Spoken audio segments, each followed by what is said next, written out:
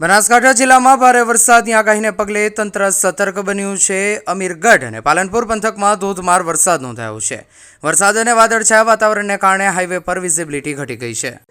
વાહન ચાલકોને વાહનોની લાઇટો ચાલુ રાખીને વાહન ચલાવવાની ફરજ પડી રહી છે। જિલ્લા વહીવટી તંત્રે તમામ અધિકારીઓને હેડક્વાર્ટર ન છોડવાનો આદેશ આપ્યો છે। નદી કાંઠા અને ડેમના નીચાણવાળા વિસ્તારમાં આવેલા ગામોને સાવચેત રહેવા સૂચના આપવામાં આવી છે। કોઈપણ કટોકટીની સ્થિતિમાં જિલ્લા અને તાલુકા કંટ્રોલ રૂમનો તાત્કાલિક સંપર્ક કરવા જણાવાયું છે।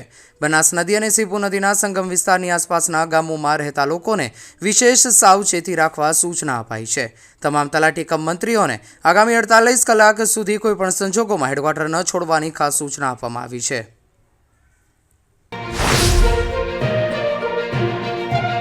આદ્યશક્તિમાં અંબાનો ભાદરવી પૂનમ મહામેળો ચાલી રહ્યો છે, ત્યારે અનેક સંઘ પદયાત્રા કરીને અંબાજી પહોંચી રહ્યા છે। છેલ્લા 24 વર્ષથી પરંપરાગત રીતે પદયાત્રા કરીને અંબાજી પહોંચતા રાજકોટના પદયાત્રા સંઘે આજે માતાજીના ચરણોમાં શીશ નમાવ્યું હતું। 400 કિલોમીટરથી વધુની પદયાત્રા કરીને 13મા દિવસે આ સંઘ અંબાજી પહોંચ્યો હતો। ટ્રેડિશનલ ડ્રેસમાં સજ્જ પદયાત્રીઓએ માતાના ચાચર ચોકમાં ગરબા કર્યા અને તલવારબાજી કરીને ઉત્સવની ઉજવણી કરી હતી। વરસાદના વિઘ્ન વચ્ચે પણ આસ્થા અડગ રહી હતી અને અંબાજી અંબાના દર્શને પહોંચ્યા હતા। મારું નામ દીનાબેન બારડ છે। રાજકોટથી અમારો સંઘ અંબા ખોડિયાર મંદિર ધારેશ્વર સોસાયટી જકાતનાકા પાસે રાજકોટથી બપોરે 2 વાગે ઉપડ્યો અને ગઈકાલે અમે અંબાજીમાં અમારા પદાર્પણ કરી દીધા અને આજે અમે ધજા ચડાવી અને અહીંયા માના દર્શન કરવા દોડી આવ્યા છીએ। ત્યારે આગળથી જ એવું થતું હતું કે આજ તો ખબર નહીં વરસાદ ખૂબ છે તો અમે પહોંચશું કે નહીં, પણ સવારની જે એવી હેલી હતી વરસાદની છતાંય અમારા માળીએ એમ કીધું કે ભાઈ આટલો વરસાદ છે તો આપણે પલળવું નથી, બધા બીમાર પડી જાય। તો એ અમારામાં એટલી ઉમંગ હતો કે નહીં ભલે માતાજીની એવી આજ્ઞા હશે તો આપણે પહોંચી જશું। તો અમે જેવા નીકળ્યા એવી ખાલી આવી અમી વર્ષા જ અમારા ઉપર વરસી રહી છે અને અમે અહીંયા પહોંચી ગયા છીએ। અને અહીંયા પહોંચ્યા પછી જે માના ખોળામાં આપણે રમી શકીએ, એનો આનંદ લઈ શકીએ, માની મમતા આપણને મળે એ અમને આનંદ અહીંયા મળી રહ્યો છે।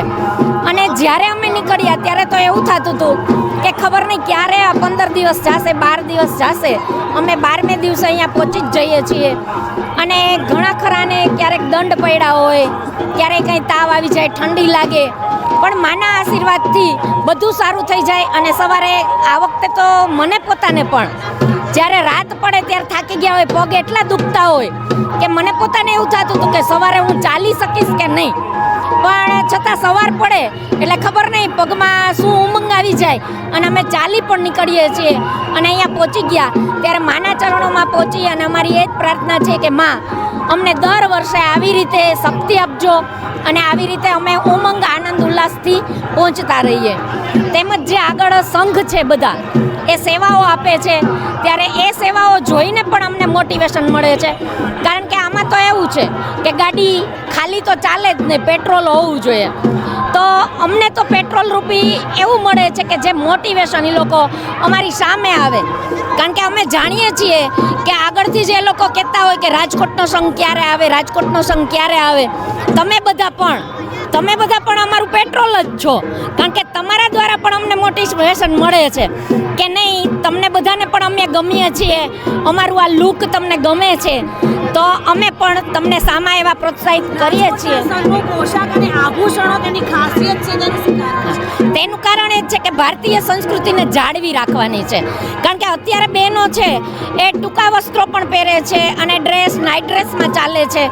તો અહીંયા માતાજી દ્વારા હું એ કહેવા માંગીશ કે તમે જ્યારે ધાર્મિક સ્થળોએ જાઓ, તમે જ્યારે મંદિરોમાં જાઓ છો ત્યારે પ્લીઝ મહેરબાની કરીને બહેનોને એ વિનંતી છે કે તમે સાડી પહેરીને જાઓ તો માતાજીના આશીર્વાદ ખૂબ જ સરસ મળે છે, કારણ કે આપણે આપણા લગ્ન પ્રસંગ હોય તો સરસ તૈયાર થઈએ છીએ, બ્યુટી પાર્લરમાં જઈએ છીએ અને અહીંયા માં છે, આ જગતજનની માં અંબા છે તો એનો આ પ્રાગટ્ય દિવસ છે, આપણા શબ્દોમાં કહીએ તો બર્થડે છે, તો એને ઉજવવા માટે આપણે 16 શણગાર સજીને જવું જોઈએ તો માતાના આશીર્વાદ હજારો હાથોએ આપણને મળી શકે છે। ભાદરવી પૂનમના મહામેળાના છઠ્ઠા દિવસે અંબાજી મંદિરમાં ભક્તોની ભીડ જોવા મળી રહી છે. છેલ્લા 5 દિવસમાં 30 લાખથી વધુ ભક્તોએ મા અંબાના દર્શન કર્યા છે. ભારે વરસાદ છતાં ભક્તોની શ્રદ્ધા અડગ રહી છે. મહેસાણાના કડી વિસ્તારના ભક્તો તાળપત્રીના સહારે માતાજીનો રથ લઈને જય અંબેના નાદ સાથે પગપાળા યાત્રા કરી રહ્યો છે. કડીના ભક્તોએ જણાવ્યું કે તેઓ છેલ્લા 30 વર્ષથી દર વર્ષે અંબાજી દર્શને આવે છે. તેમના મતે તડકો હોય, વરસાદ હોય કે પૂરની સ્થિતિ હોય, માતાજીની કૃપાથી કોઈ મુશ્કેલી નડતી નથી. દર વર્ષે તેઓ માતાના રથ સાથે દર્શન માટે આવે છે.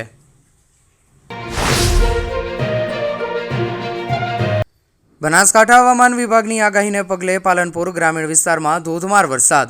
કાણોદરમાં જૈન બિયા પાર્ક સોસાયટીના ઘરોમાં ઘૂસ્યા પાણી. કાણોદરમાં વરસાદને કારણે નીચાણવાળા વિસ્તારમાં ઘૂંટણસમા પાણી ભરાયા. વરસાદી પાણી જાહેર માર્ગો પર ઘૂંટણસમા વરસાદી પાણી ભરાતા વાહન ચાલકો અને રાહદારીઓ અટવાયા. પ્રાથમિક શાળા અને ઘરોમાં પાણી ઘૂસતા સ્થાનિક લોકો મુશ્કેલીમાં મુકાયા. બનાસકાંઠા પાલનપુરમાં ટેલિફોન એક્સચેન્જથી વિજેશ્વર કોલોની જવાનો માર્ગ પાણીમાં ગરકાવ. બંને તરફથી આવતા વાહનો પાણીના કારણે અટવાયા. હવામાન વિભાગની આગાહી બાદ પાલનપુરમાં સતત વરસાદ વરસી રહ્યો છે. હજુ પણ પાલનપુરમાં અતિ ભારે વરસાદ થવાની હવામાન વિભાગની આગાહી છે. નગરપાલિકા દ્વારા પાણી નિકાલની યોગ્ય વ્યવસ્થાના અભાવે રોડ પર પાણી ભરાતા વાહન ચાલકોને હાલાકી થઈ રહી છે. નગરપાલિકાની ટીમ ઘટના સ્થળે આવી પાણી નિકાલ કરવાની તજવીજ હાથ ધરી છે.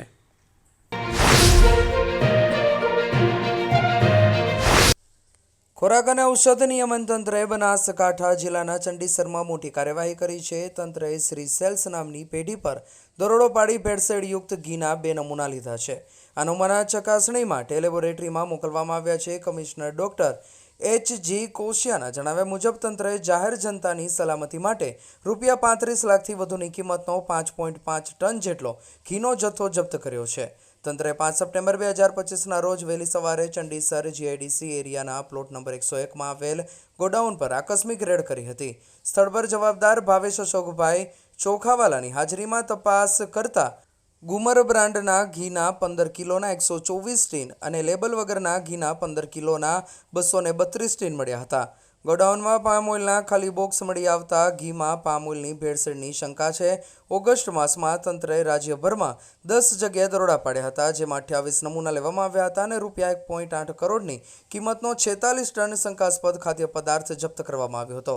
કમિશનર કોશિયાએ જણાવ્યું કે ગુજરાતના નાગરિકોને સલામત અને સ્વચ્છ આહાર મળી રહે તે માટે તંત્ર કટિબદ્ધ છે. રાજ્યના નાગરિકોને શુદ્ધ ખોરાક મળી રહે તેના માટે રાજ્ય સરકાર તથા રાજ્યનું ફૂડ એન્ડ ડ્રગ ડિપાર્ટમેન્ટ સતત કામગીરી કરી રહ્યું છે.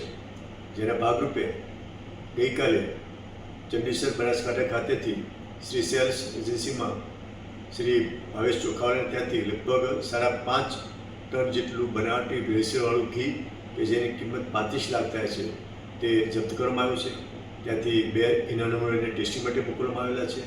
આ જ વ્યક્તિ ગયા મહિનામાં શ્રાવણ માસમાં એની જે ફેક્ટરી છે જ્યાં ફૂડનું લાયસન્સ છે ત્યાં અમારી ટીમે દરોડો પાડ્યો હતો. ત્યારે ત્યાં પામ ઓઇલના ખાલી ડબ્બા તથા લગભગ 700 કિલોગ્રામ જેટલું 3.5 લાખનું ભેળસેળિયું ઘી મળ્યું હતું. અને આ વ્યક્તિની મોડસ ઓપરેન્ડી આ ફેક્ટરીમાં ઘી બનાવીને અજ્ઞાત સ્થળે કોઈ લાયસન્સ ન હોય એવી જગ્યાએ ગોડાઉનમાં માલ શિફ્ટ કરતા હતા.